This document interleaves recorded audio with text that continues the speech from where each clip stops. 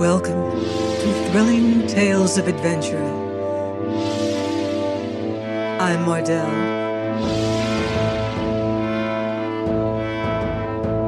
and it's time for another exciting chapter in Black Bartlemy's Treasure by Jeffery Farnol.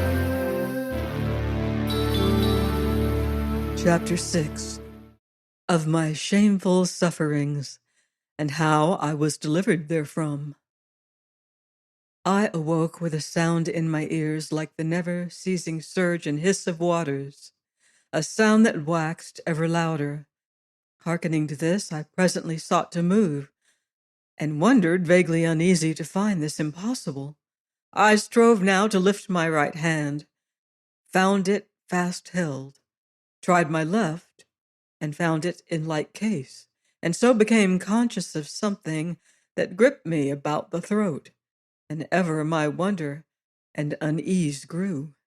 And now, opening my eyes, the first thing they lighted on was a small pool of blood, and beyond this a battered turnip, and beyond this the carcass of a dead cat, and beyond this again a pair of trim-buckled shoes, cotton stockings, wide breeches, and a broad belt where swung a tuck or rapier prodigiously long of blade. In a while, my eyes ranging higher yet, I beheld a thin face, scarred from mouth to eyebrow, a brown face with bright, very quick eyes and strange ears, they being cut to points like a dog's ears. Now, looking at this face, it seemed to me, in hazy fashion, that somewhere and at some time I had seen such a face before.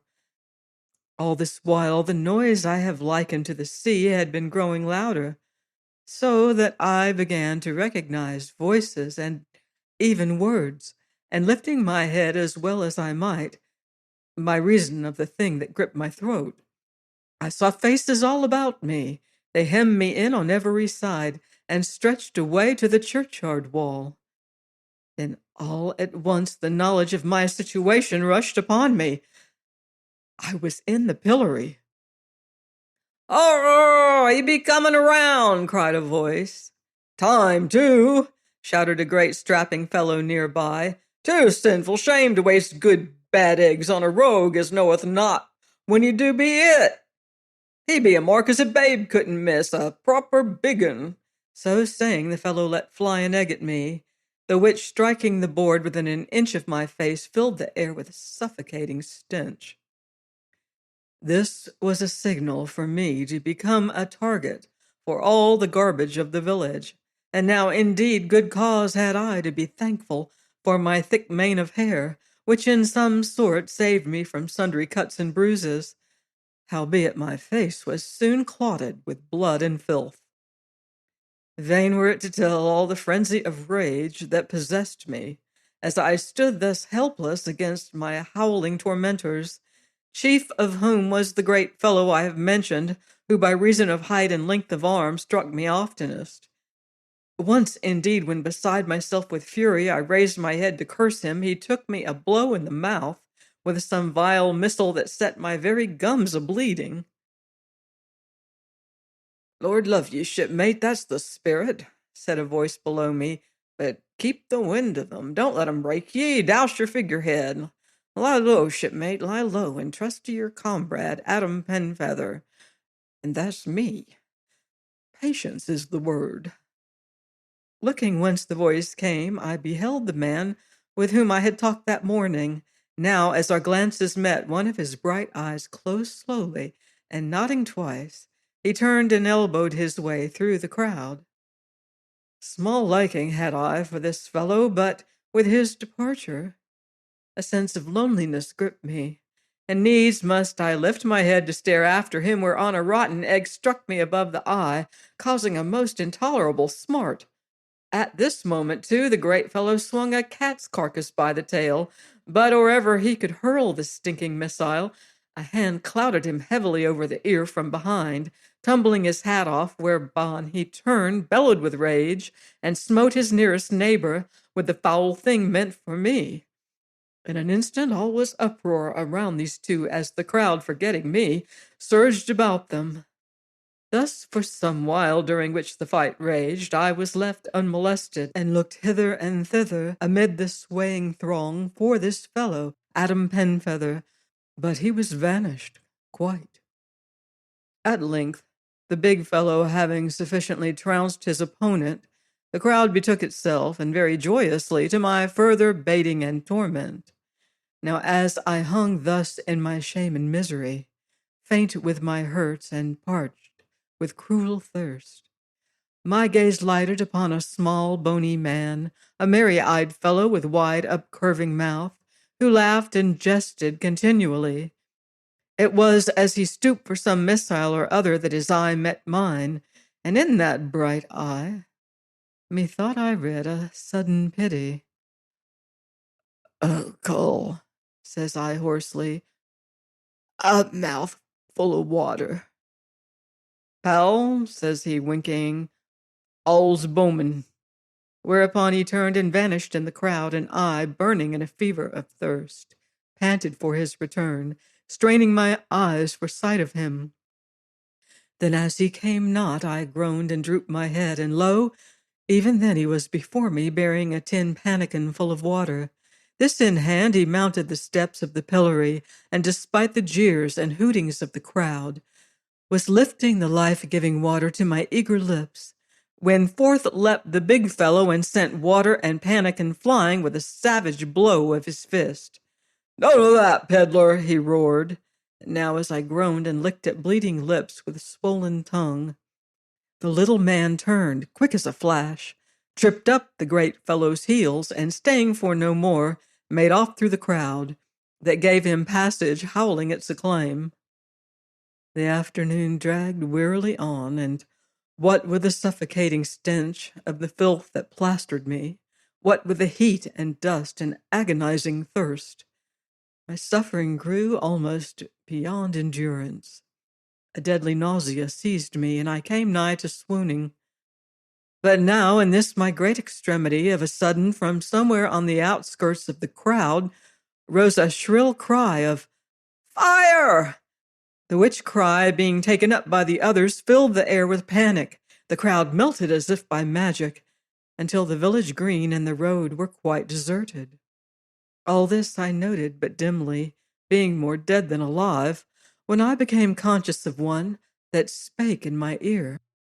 "Stand by, shipmate, stand by, there's never a rogue left, all run to the fire. Stand by to slip your moorings."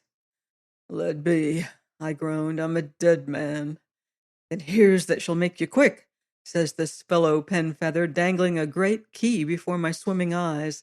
"Here's freedom from your devil's trap, and a plaguey time I've had to come by it." "Then for the love of God, let me out," I groaned.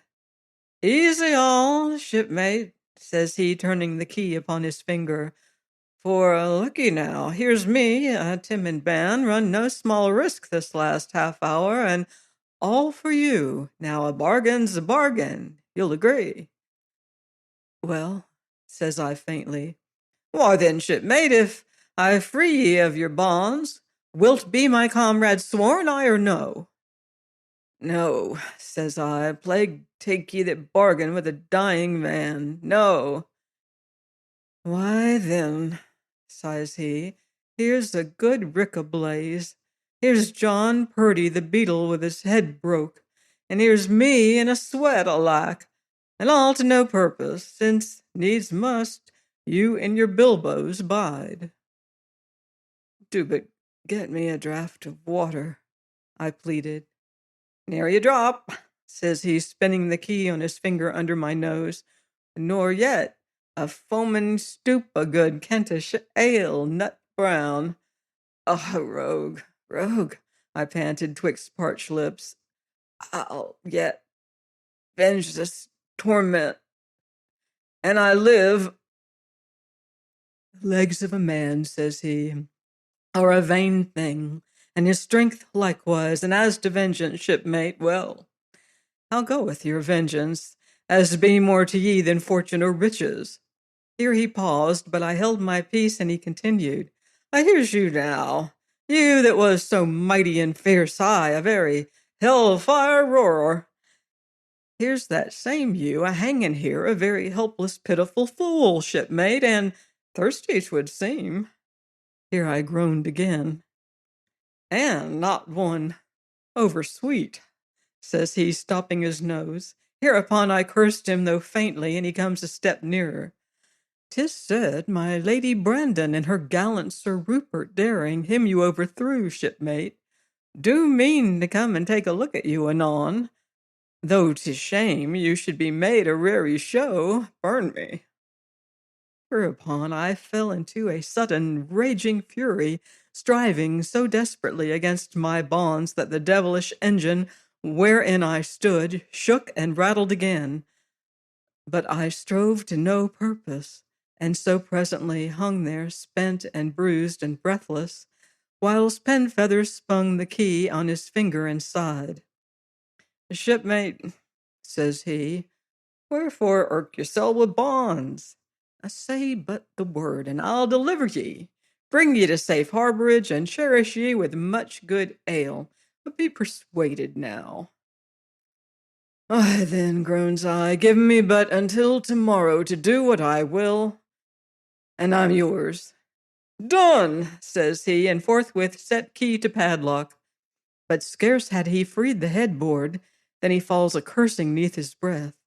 Easy, comrade, easy, quoth he softly. Bide still a while. Hither cometh yon beefy fool back again. So will I make a show of miscalling ye, till he be gone.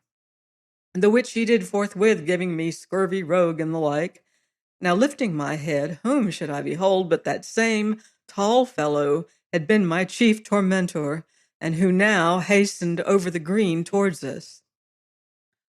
It be naught but Farmer Darrell's rick-a-blaze, says he to Penfeather. So let him burn, says I. Farmer Darrell be no friend of mine, so I be come to sport with yon big rogue a while.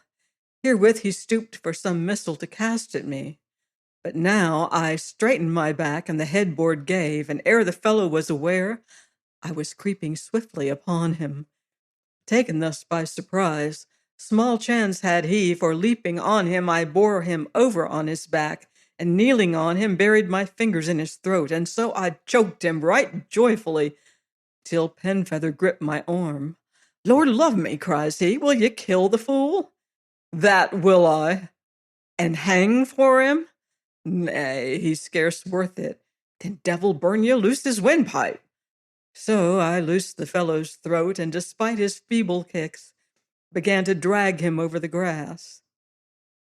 What now, comrade? Says Penfeather. Sink me, what now?